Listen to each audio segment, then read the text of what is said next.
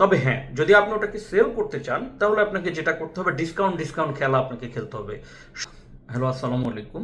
Sales professional এর আরও একটি নতুন ভিডিওতে স্বাগত জানাচ্ছি। আমি মোহাম্মদ জুল হক হুসাইন। সেলস বা বিক্রয়ের ক্ষেত্রে আমরা সবসময় যে ভুলটি করে থাকি, মোস্ট অফ দ্য সেলসম্যানের ক্ষেত্রে এই ঘটনাটি ঘটে। সেটি হচ্ছে আমরা প্রোডাক্ট এর গুণাগুণ না বলে সবসময় যে ভুলটি করি সেটি হচ্ছে কাস্টমারকে ফোকাস করি প্রোডাক্টের প্রাইস নিয়ে।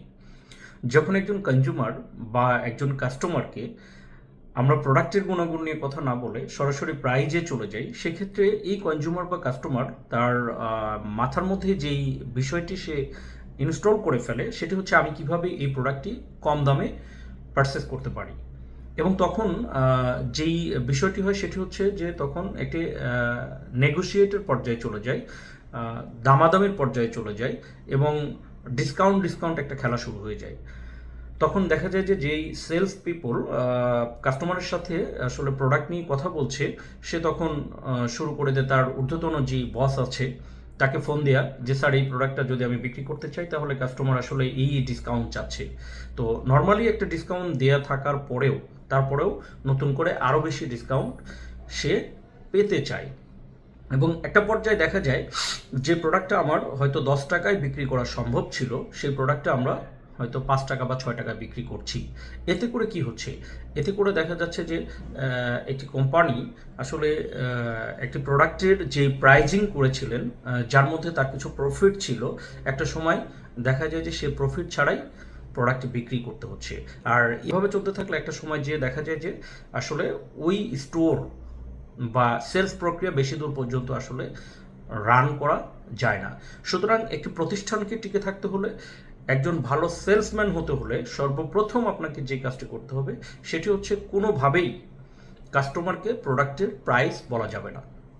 আসলে দেখেন, এই বর্তমান বাংলাদেশে অলমোস্ট 20 কোটি মানুষ, কিন্তু আমরা যে প্রোডাক্টগুলো তৈরি করছি এই প্রোডাক্ট হয়তো 20, 30, 40, 50 রকমের প্রোডাক্ট। 50 রকমের প্রোডাক্টের মধ্যে 20 কোটি মানুষের প্রয়োজন এবং 20 কোটি মানুষের পছন্দটাকে আপনার ম্যাচ করে দিতে হবে। আর সেটা ম্যাচ করতে গেলে সর্বপ্রথম আপনাকে যে কাজটি করতে হবে, কাস্টমারের কথাগুলো আপনাকে শুনতে হবে। কাস্টমারের নিড আসলে কি সেটা শুনতে হবে। কাস্টমারের নিড শোনার পরে দেন আপনাকে যে কাজটি করতে হবে সেটি হচ্ছে একটি প্রোডাক্টের কি গুণাগুণ আছে, এই প্রোডাক্টটি পারচেস করার পরে কাস্টমারের লাইফের সাথে এটা আসলে কিভাবে অ্যাডজাস্ট হবে এবং তার লাইফটাকে কিভাবে ইজিয়ার করে দিবে সেই বিষয়টি নিয়ে কাস্টমারের সাথে কথা বলতে হবে। আমি যদি ইলেকট্রনিক্স ডিভাইসের কথা বলি, লাইক যদি একটা রেফ্রিজারেটর নিয়ে আমি কাস্টমারের সাথে কথা বলি, তাহলে আমাকে সর্বপ্রথম যে বিষয়টি বলতে হবে, একটা কথা তার আগে বলে রাখি যে আমরা অনেক সময় দেখা যায় আমাদের কিছু সেলসম্যান আছে, তারা সবসময় যেটা করে ফিচার নিয়ে কাস্টমারের সাথে কথা বলে।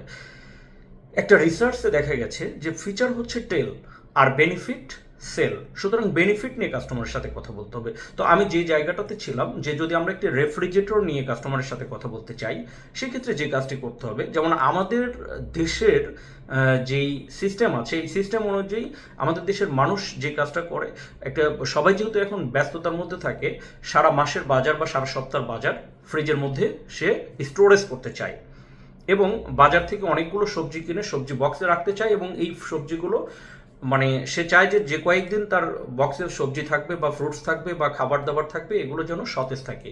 তাহলে আমার কাজ হচ্ছে সর্বপ্রথম যে কাজটি করা সেটি হচ্ছে যে আমার ফ্রিজের মধ্যে অনেক বেশি জায়গা আছে, এই বিষয়টি কাস্টমারকে ক্লিয়ার করা। পাশাপাশি আমার কাছে যে সবজি বক্স আছে, সবজি বক্সটা অনেক বড় আছে, এর মধ্যে অনেকগুলো সবজি একসাথে রাখা যাবে এবং দীর্ঘদিন পর্যন্ত এটি ফ্রেশ থাকবে।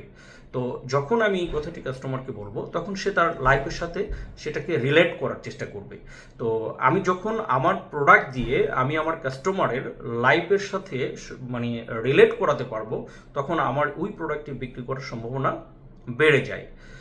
তো আমরা নর্মালি যে কাজটি করি সেটি হচ্ছে যে আমরা প্রোডাক্টের গুণাগুণ না বলে আমরা সরাসরি চলে যাই প্রোডাক্টের প্রাইস নিয়ে। এবং প্রোডাক্টের প্রাইস নিয়ে যদি প্রথমেই কোনো কাস্টমারের সাথে ডিসকাস করা যায় তাহলে ওই সেলটি না হওয়ার সম্ভাবনা 99% পর্যন্ত থেকে যায়।